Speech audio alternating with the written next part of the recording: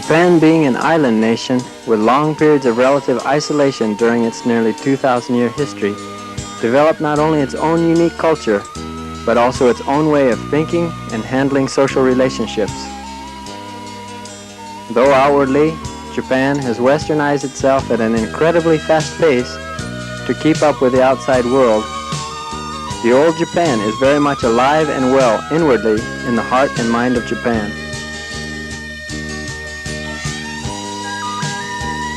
The cultural traditions of the past, the kimono, the tea ceremony, Japanese-style flower arranging, and alike, still have their place in today's modern society. Ladies may study the detailed ritual of preparing tea for years and still not be able to feel competent. There is no individuality and freedom in these actions, as long as one remains a student. Students strive to copy their instructors' actions perfectly and gracefully like a tightrope walker, never deviating even an inch to the side. This is an important part of the Japanese thinking. Uniformity and oneness within the group are qualities that Japan values above individual creativity and ability. Everyone must learn to follow, to copy, to memorize without mistake what is being taught to them by their instructors, before they themselves will ever experiment with originality.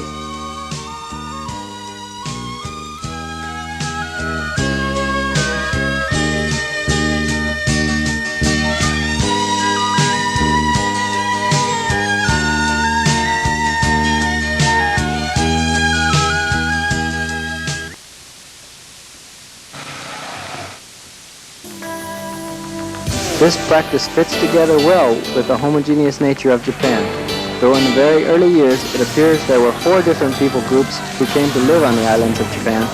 Over its long history and periods of isolation from other nations, it has become one of the most unified, culturally and racially homogeneous nations of the world.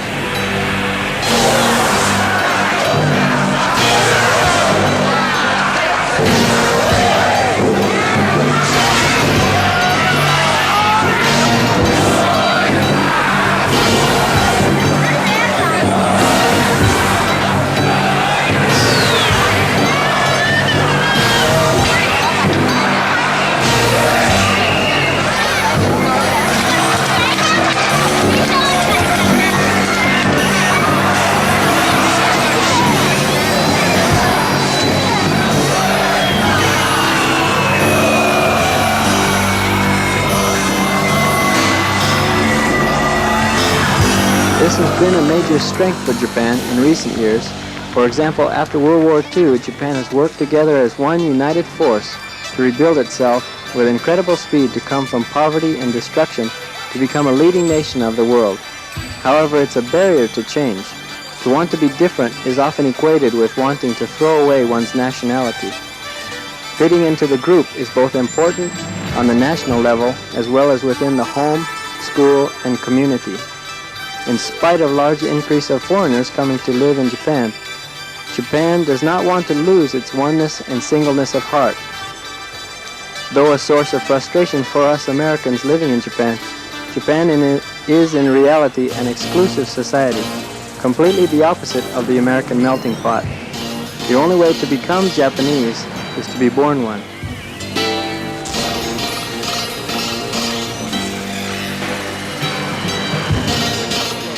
In the last few years, a Samoan from Hawaii has made it to the top ranks in sumo wrestling.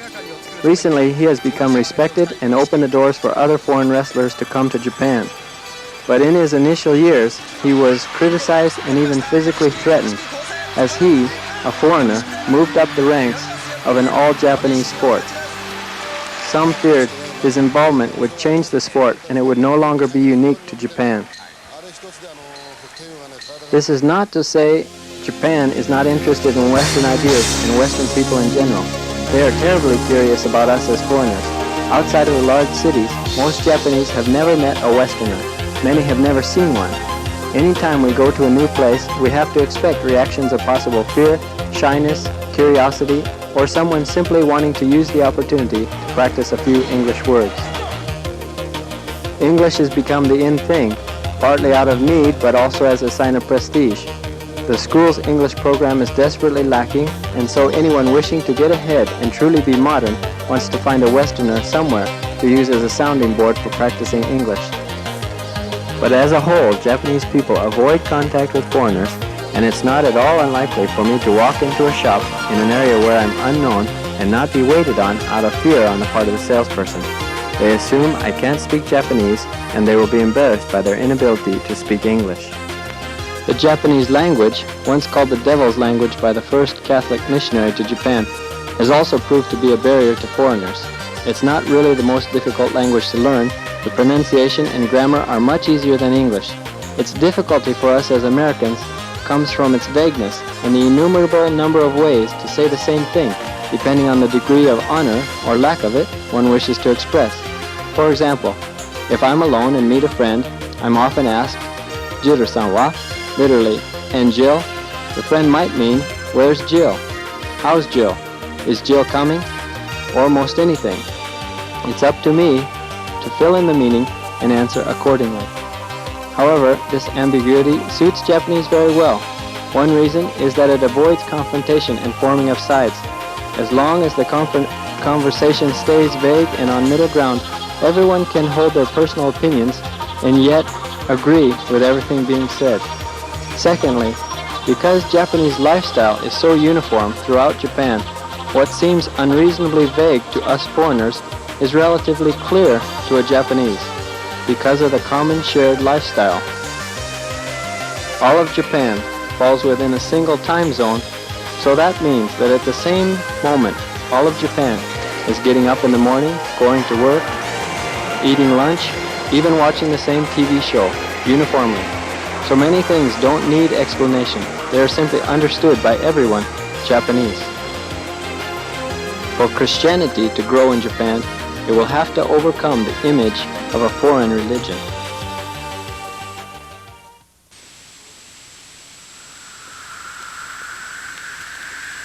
Christianity was first introduced into Japan in the 1500s by Catholic missionaries. They enjoyed a short-lived success.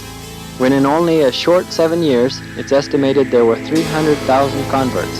At the peak, the Christians swelled to 700,000, only to have Tokugawa Ieyasu come to power as shogun and see Christians as well as anything foreign as a possible hindrance to being able to hold all of Japan under his power. Those refusing to step on an image of Christ or a Bible to renounce their faith were put to death. Christianity was not only crushed in Japan, it was given a black image to carry on into the future. Protestant missionaries came into Japan about 130 years ago, and there have been a few periods of success for them as well.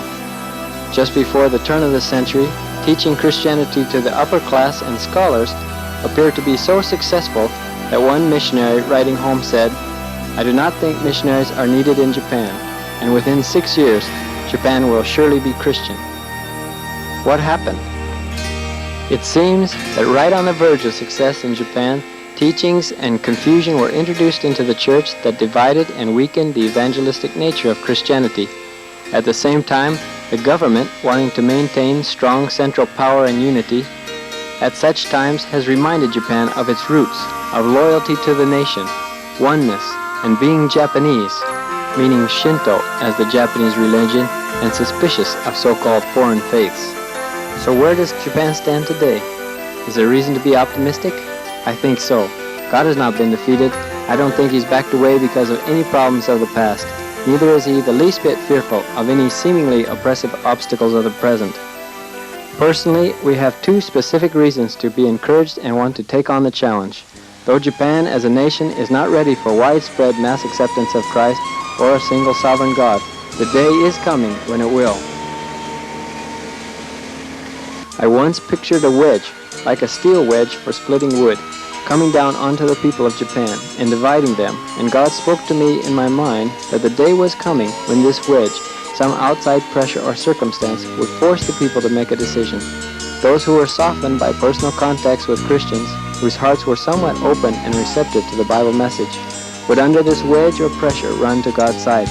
Yet others to whom accepting Jesus was offensive would be repelled to the opposite, having their hearts hardened and perhaps bringing persecution on those accepting Christ. When this thing that I saw as a wedge comes, it seems it will come suddenly, without warning, to prepare the people to accept God. At this time, we are preparing and softening hearts, building relationships that will allow many to choose Jesus when the pressure comes. The second reason we are challenged is what we see on a community level, watching people open up to us as we live and work within a smaller community, focusing our efforts nearly 100% right here in this local area. People see us in everyday situations. We shop at the same stores. We've been able to be involved in numerous activities and groups right in the community so that we no longer seem unusual. Our hope is that someday we would no longer even be called foreigners, because we would live in the same way as everyone. We would speak Japanese as casually as anyone, and people would be comfortable and enjoy living around us. We have found it both enjoyable and beneficial to be involved in activities such as flower arranging, playing croquet in the park, learning to grow miniature trees from a neighbor. Jill has continued her flower arranging class now for 4 years. The ladies studying will all eventually get their licenses to become teachers themselves, but this is not the real purpose. The main purpose is friendship, being a part of a group, having a place to talk about things that are important.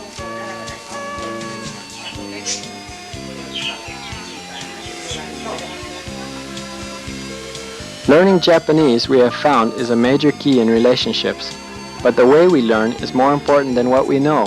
We have seen over and over how people enjoy helping us when we have a need and when we really want help and want to learn. They get a chance to give and feel good about what they know and what we want to learn. As a result, language school, though it can be helpful, is not where we expect to learn Japanese. It is possible with a little bit of creativity and discipline to learn Japanese from the people living around us. In the process, we have a chance to win over their trust and establish a relationship that otherwise we'd have no way of building.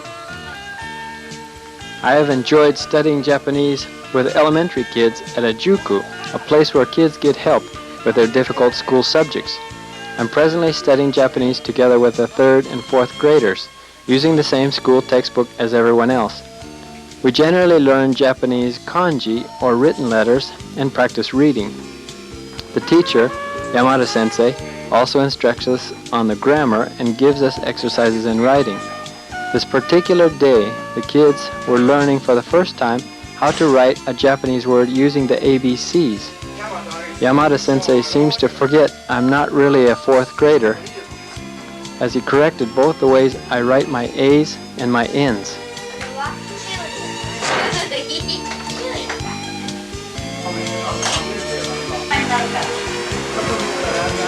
Another opportunity came at the fish shop, where I used to go almost daily to practice Japanese.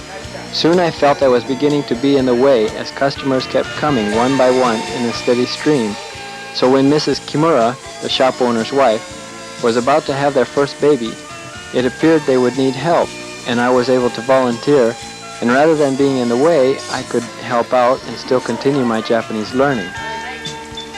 This proved to be a multiple blessing. We regularly received fish to eat, about which we knew nothing before, and the people got to see me working at a job that seemed normal and have a chance to become comfortable with us.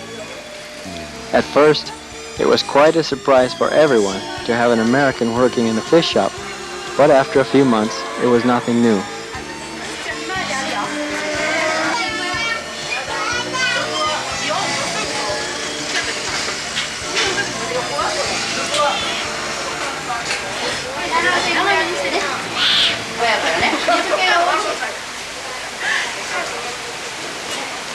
There are any number of opportunities to make friends and build relationships. English teaching is another way. There is no limit to opportunities other than time, and with all these relationships come opportunities to share about God as easily and natural as talking about the weather. That's the reason we came to Japan, and we freely say so. The hope in all this is that even though Japan has demonstrated its resistance to the gospel on a national level, we don't believe these barriers will hold up on a local level.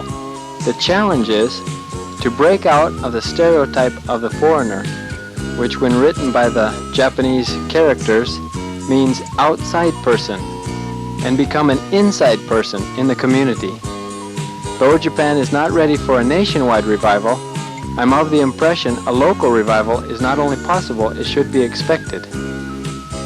It wasn't any coincidence when a Japanese pastor, having worked 8 years previously with foreign missionaries, unknowingly moved in down the street. His intention was to start a church in a community where he could see there was none. We were all taken by surprise when we discovered each other as neighbors a couple months after their arrival. Since that time, we have all united our efforts, along with another American couple, the Liebermans, to start a church called, appropriately in Japanese, the Northern Kobe Christian Fellowship. Regular Sunday attendance is not yet very popular, partly due to the dark image given to the church in the past, as well as the busy schedule of both the men and the students. Yet the presence of a neighborhood Christian church is growing, and there is a midweek Bible study for ladies where God has many times shown himself to be powerful. The weekly Sunday school for kids is reaching into the homes at a foundation level. The kids have responded very positively, even boldly as one second-grade boy told his mother that Jesus was better than the family shrine. Unfortunately, for the time being, he and his sister and neighbor friends have been refrained from continuing to come regularly. But that's a reality we have to face.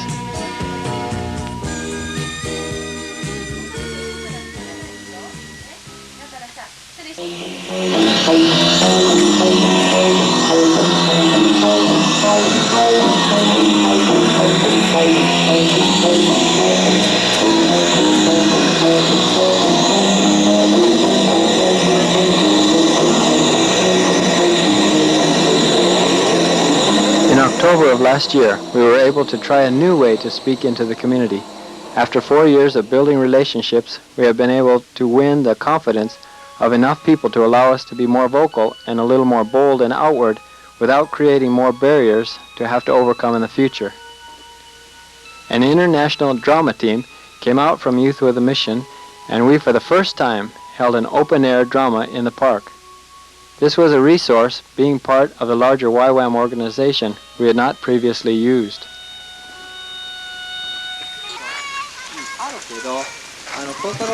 Though the crowd was fairly small, God brought those who he specifically had meant to be there for this first-time event. The team performed in front of about 50 people, many high school and college friends. Later we had a barbecue and ended at a coffee shop, and the young people were really impressed. This was totally different from the dark image of Christianity that they had been told about. These Christians were alive and young and fun. Several wanted to be a part of us and accept Jesus too. This was a breakthrough day for us.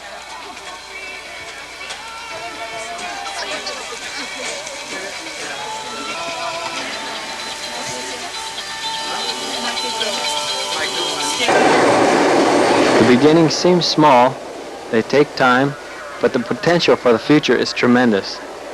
The initial dream God gave to us was not the beginning of only this one church here in this location. But the plan is to learn the process of starting with nothing, learning Japanese from the beginning, building friendships and learning to be a part of the community, sharing Christ in a personal way, and watching the fruit of this until a local church is established and active and functioning on its own to reach the entire community.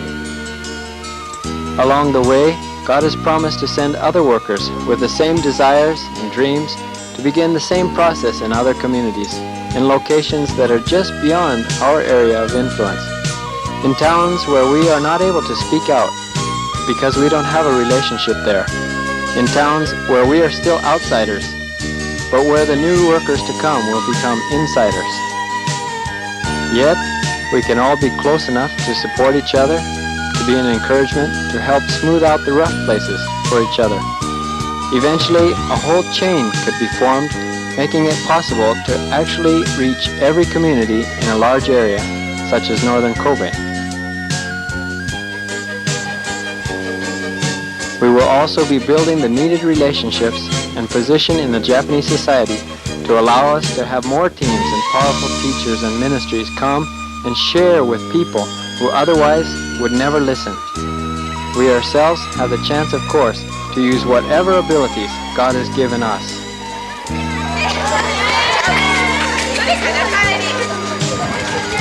We know that wherever we are, we'll be the happiest of all when we are doing whatever it is that God has prepared for us to do before Him. Whether it would be to be an engineer, or a plumber, or a secretary, or a mother. That's right. But as for us, at this time, here in Japan, we have really been blessed. That's right. Yeah, say your byes. Can you say bye? Bye.